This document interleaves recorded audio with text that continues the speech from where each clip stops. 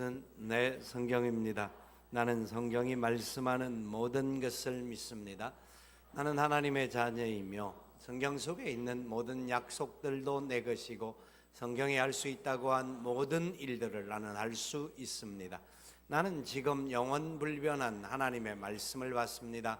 내 생각은 깨어있고 내 마음은 열려 있습니다. 지금 받으려 하는 하나님의 말씀으로 인해 분명히 나는 변할 것이고 성장할 것입니다. 할렐루야, 아멘.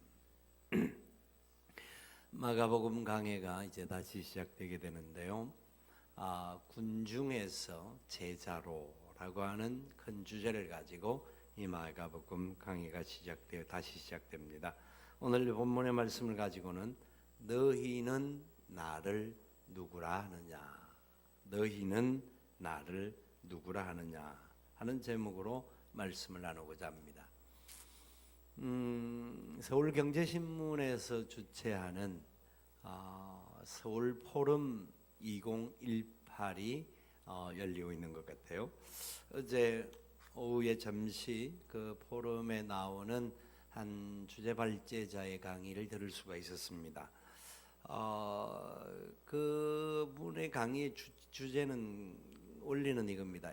인공지능 시대에, 그리고 빅데이터가 있는 이 시대 속에서 앞으로 어떻게 세상이 발전해 갈 것이고 이 세상 속에서 우리는 어떤 자리에 서 있을 것인가 하는 이야기들을 강조합니다. 상당히 많은 부분에 참 고민이 되고 도전이 되는 이야기들이 많습니다. 그런데 그 이야기의 결론은 이렇게 거의했습니다. 세상이 어떻게 변할지 모르는 구조를 달려가는 속에서 결국은 인간 존재가 자기 자신에 대하여서 내가 누군가라고 하는 다시 한번 질문할 수밖에 없는 시대가 올지도 모른다. 무슨 말이냐면 우리가 살아가는 삶의 자리 속에서 결국 우리는 부모님을 통해 이 땅에 사람이 오고 그 모든 것을 우리는 하나님으로부터 온다라는 것을 믿는 신앙인의 삶이지만 그들은 어쩌면 앞으로 과학이 발달되어져서 우리 속에 있는 육체의 연약한 모든 장기들이라든지 이런 것들이 어떻게 교체되어질지도 모르고, 또 로봇은 무조건 사람들이 가지는 감정과 이런 것들을 생각하지 못한다고 했는데 어떤 결과적으로 지금 전혀 새로운 것으로 지금 가고 있다 하는 이야기를 합니다. 이 복잡한 이야기인데요. 좌우지간 그래서 인간은 자기 자신의 정체성에 대하여서 혼돈을 가질 수 있는 시대가 올 것이다 라는 이야기를 합니다. 어느 정도 분명히 의미가 있는 것 같습니다. 왜냐하면 사상이 바뀌어지는, 세태가 바뀌어지는 시대마다 사람들의 정체성들이 혼란이 오고 여러 가지 어려움들이 왔던 것 또한 사실이기 때문에 그렇습니다. 그런 과정 속에서 특별히 우리는 오늘 이 본문을 통하여서 다시 한번 우리의 정체성이 어디에서부터 출발하며 우리는 누구와의 관계 속에 살아야 할 사람인가, 그럴 때 나라고 하는 존재가 어떻게 되고 우리가 고백하는 그분은 우리와는 어떤 관계 속에서 이루어질 것인가 하는 것을 확인할 수 있게 된다는 겁니다. 특별히 오늘 이 본문은 마가복음이 시작되어지는 이 8장이 새로 시작되어지는 챕터에서 굉장히 첫 번째 주제이기도 하고 중심 주제이기도 합니다. 사실 이 본문을 가지고 지난 12월 17일자 내가 압니다, 우리는 압니다라고 하는 제목으로 말씀을 나누기도 하였습니다. 근데 다시 한번 이 본문을 나눌 수 있는 이유는 진짜 우리 가운데 예수 그리스도를 좀 더 구체적으로 더 바르게 알아야 할 새로 나오신 분들뿐만 아니라 우리 모든 그리스도인들도 이 본문을 통하여서 내가 믿는 그리스도, 내가 고백하는 예수 그리스도가 나와 무슨 상관이 있는가에 대한 부분에 좀 더 깊이 있게 들어갈 수 있는 부분이 분명히 있기 때문입니다. 오늘 예수님은 이 본문을 가지고 이렇게 질문을 시작합니다. 사람들이 나를 누구라 하느냐? 사람들이 나를 누구라 하느냐? 하는 첫 번째 질문을 합니다. 그런데 이 질문을 하는 데 있어서 앞서서 이야기되어지는데 예수와 제자들이 빌립보 가이사라 여러 마을로 나가실새 길에서, 예수님께서 빌립보 가이사라라고 하는 지역을 중심으로 하여서 여러 마을로 다니는 그 과정 속에서 빌립보 가이사라가 중심이 되는 그 상황에서 질문을 던지고 있다는 겁니다. 빌립보 가이사라 빌립보라고 할 수 있는 이곳은 로마의 황제인 가이사라와 그리고 분봉왕이었던 헤롯 빌립이 다스린 그 통치하던 나라입니다. 그래서 그 통치하는 그 지역의 이름이 가이사라라고 하는 이름을 붙일 정도가 되고 빌립이라고 하는 이름이 같이 붙여지는 상황에서 볼 때 그 지역은 굉장히 황제 숭배 사상과 황제 중심의 사상이 가득 차 있는, 그러니까 세상이 어떤 구조적으로 바뀐다고 하면 실제로 어느 회사에 가보면 그 회사가 그 오너가 누구냐에 따라서 사상이 있는 회사들이 있을 수가 있습니다. 뭐 학교도 마찬가지고 여러 가지 부분과 마찬가지인데, 그런 정도로 이 빌립보 가이사라에서 예수님에 대한 답이 어떻게 나오느냐는 굉장히 중요한 상황들이죠. 그때 사람들은 대답을 합니다.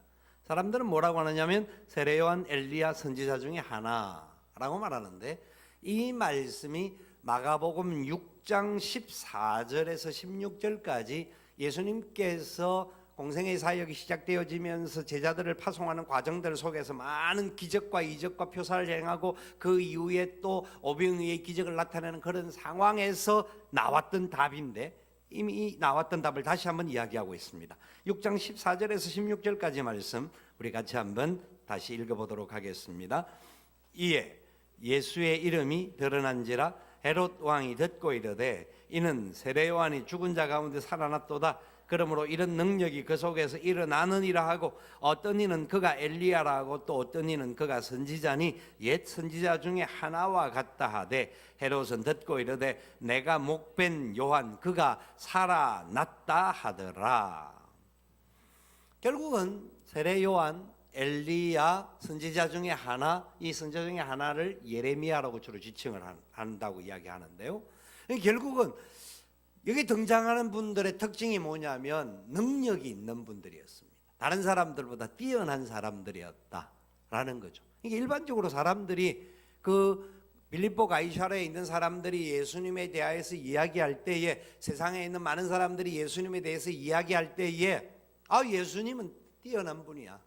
예수님은 사람들하고는 좀 달라. 일반적인 사람들하고는 다른 탁월한 분이야 라는 것이었습니다.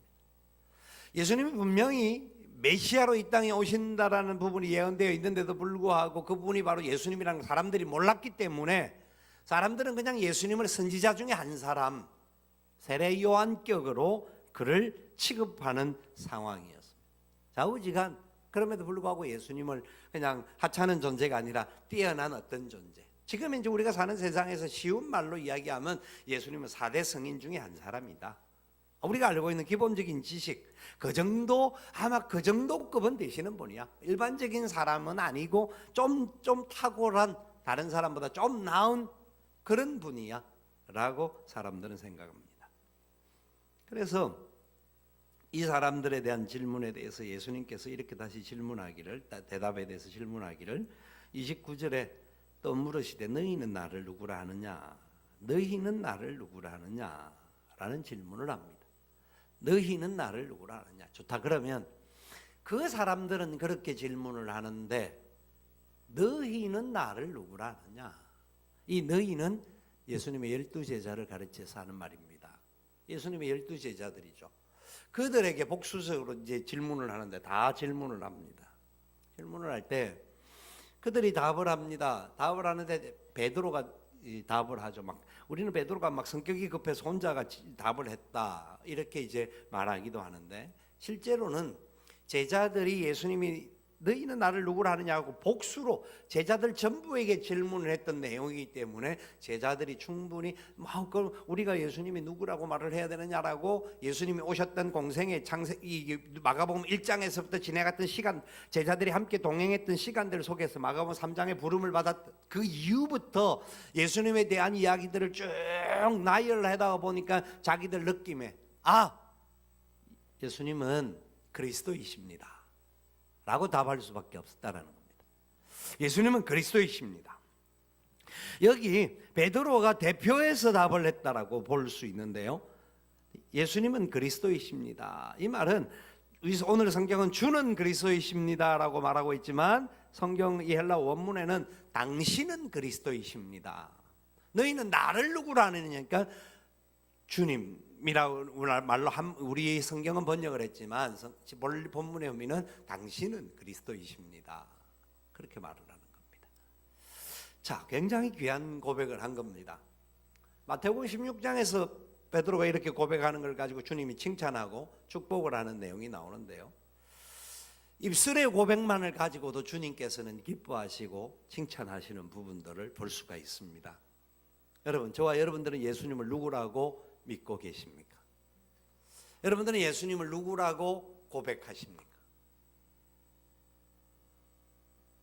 속으로 대답하셨죠? 꿀먹은 벙어리들이 아니시니까 속으로 대답하신 줄 압니다. 주님은 그리스도이십니다.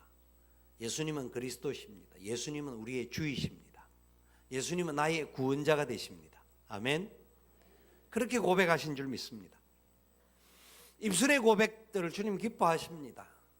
근데 이상한 것은 예수님께서 그들에게 이렇게 말을 합니다. 30절에 이렇게 이야기합니다. 이에 자기의 일을 아무에게도 말하지 말라 경고하시고, 이에 자기의 일을 아무에게도 말하지 말라 경고하시고 라고 이야기합니다. 예수님의 주 되심, 예수님의 그리스도 되심은 전파해야 될 메시지입니다. 오늘 우리가 성찬식을 거행하는 속에서도 그 부분을 다시 확인을 하게 되는데요. 이 고백들은 계속해서 선포해야 될 고백인데 주님께서 제자들에게 아무에게도 말하지 말라 하는 이야기를 합니다. 무슨 말이냐?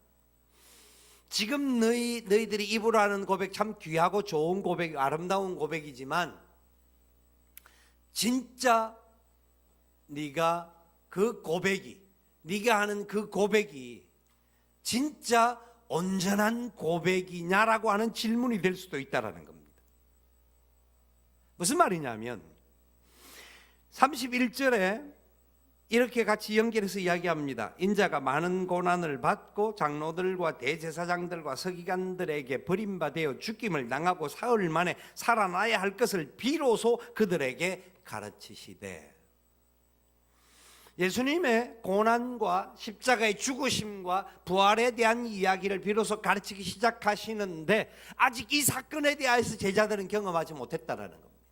무슨 말이냐면 제자들은 예수님께서 무리를 걷는 것도 경험을 했습니다. 예수님께서 병자들을 치료하시는 것들도 경험하고요. 예수님께서 귀신 들린 자를 쫓아내는 것도 경험하고요. 예수님께서 오병이어의 기적을 일으키고 칠병이어의 기적을 일으킨 것도 경험했습니다.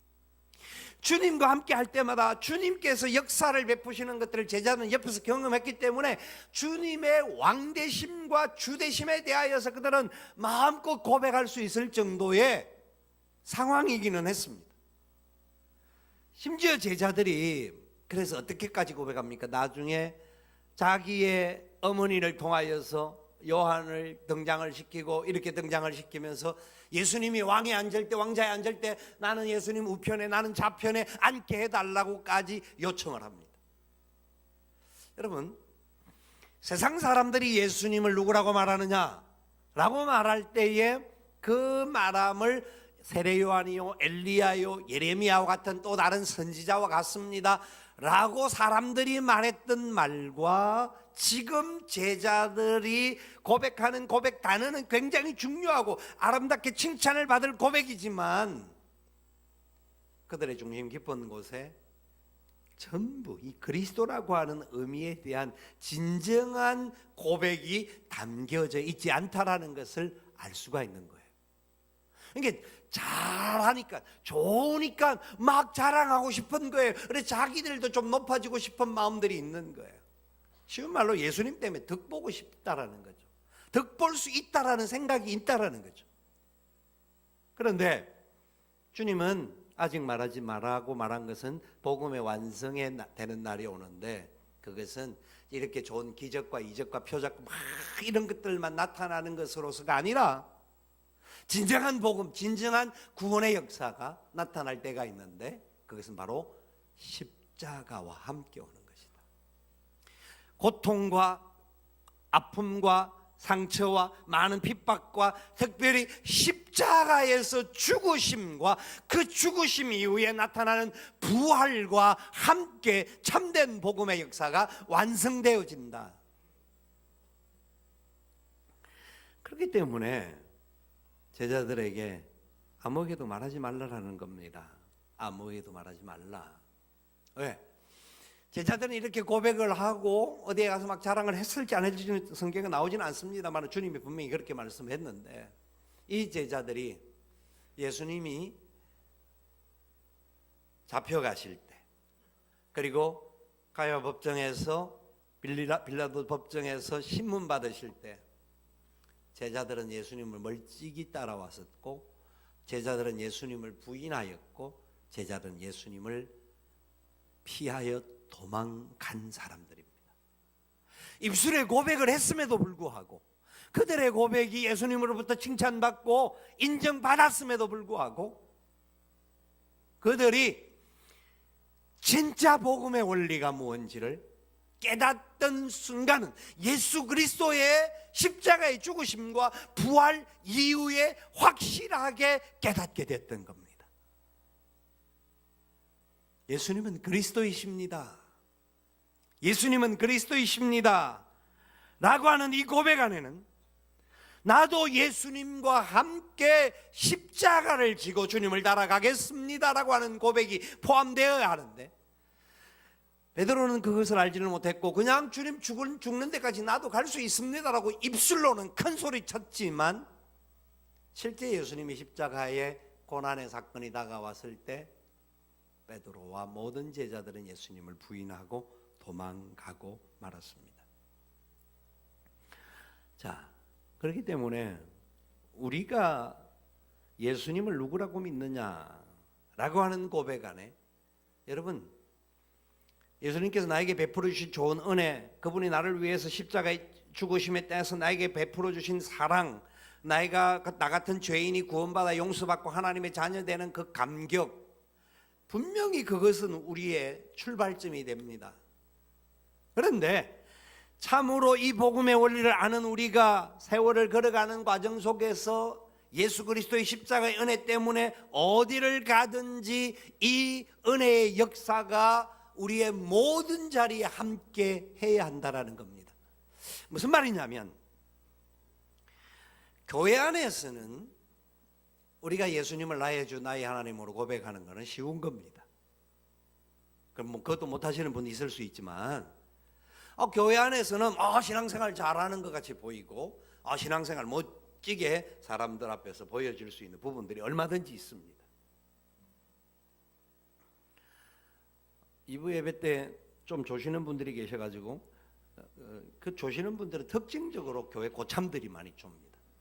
누구라고 말을 하지 않습니다만은 고참들이 많이 주는데 그래서 좀 줄지 마십시오라고 했는데 마침 교회 안 나오다가 오늘 다시 나왔던 분이 졸다가 가신 분이 있대요.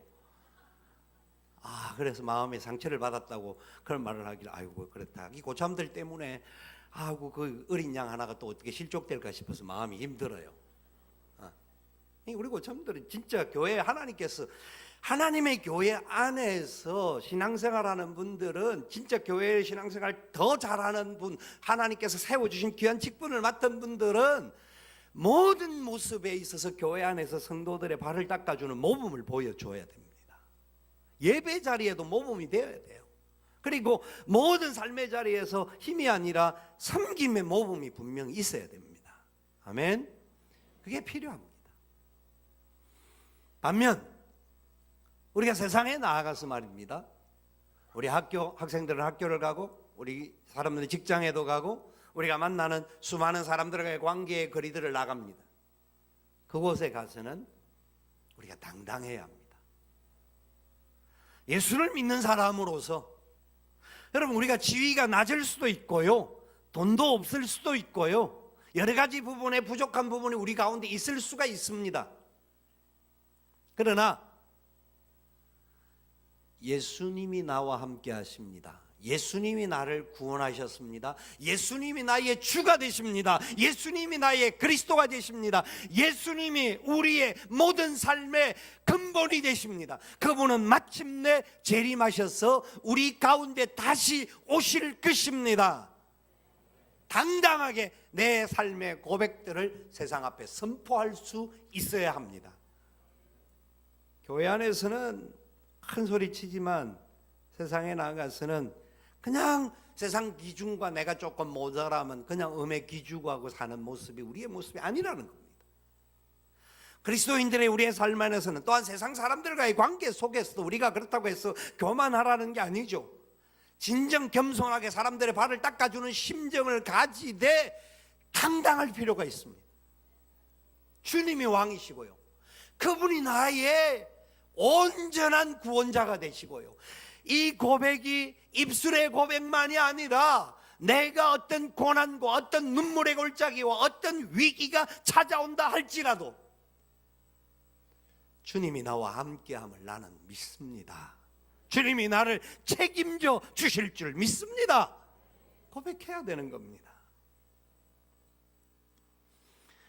주님은 그래서 아무에게도 지금 말하지 말라는 겁니다. 왜? 고난의 과정들이 있다라는 겁니다. 눈물과 아픔의 과정들이 있다라는 겁니다. 그래서 진정 주님이 메시아 되심을 우리가 바로 아는 것은 성경의 전반적인 사건을 다 연결해 볼 때, 비로소 그분이 나의 진정한 메시아 되고 구원자 되고 그리스도가 되심을 인정하고 고백하게 되는 겁니다. 좋은 일 조금 생긴다고 주님이 내게 복 주셔서, 그러나 우리가 사는 세상에는 좋은 일만 아니라 고난도 옵니다. 위기도 옵니다. 그때도 당당하게 이 고난 주님이 나와 함께 하시고 이 고난 속에 내가 더욱더 정금과 같이 나오게 되는 은혜의 역사를 주께서 이루게 하실 줄 믿습니다. 고백하는 거예요. 이게 바로 예수님의 그리스도 되심을 우리가 나타내는 거예요. 그분이 메시아요, 그분이 온 우주의 왕이시요 모든 만물의 주인 되심을 선포하는 고백이 우리 안에 있어야 되는 거예요. 그럴 때 우리는 주님이 말씀하시는 대로 세상에 어디를 다니든지 만민에게 주 예수 그리스도의 은혜의 복음을 전가하는 자가 될 수 있는 겁니다.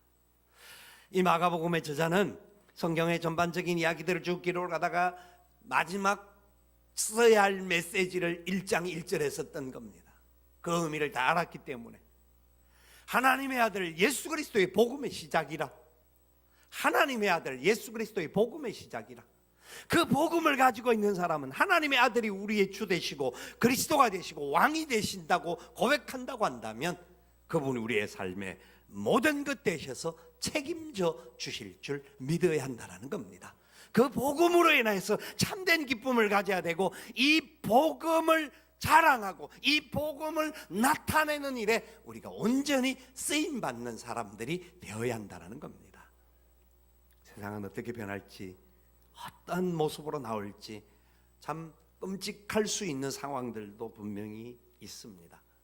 그러나 절대로 변하지 않는 진리는 예수 그리스도는 만왕의 왕이시오 만주의 주시오, 예수 그리스도는 우리를 세상 끝날까지 지키시는 분이시고 우리가 이 세상 끝나는 순간에, 세상의 모든 끝나는 때 주님이 재림하셔서 우리 모두를 환영해 주시는 은혜의 역사로 우리를 이끌어 주실 그리스도이심을 믿으시고 나아가는 우리가 되시기를 주님의 이름으로 축원을 드립니다. 아멘. 찬송가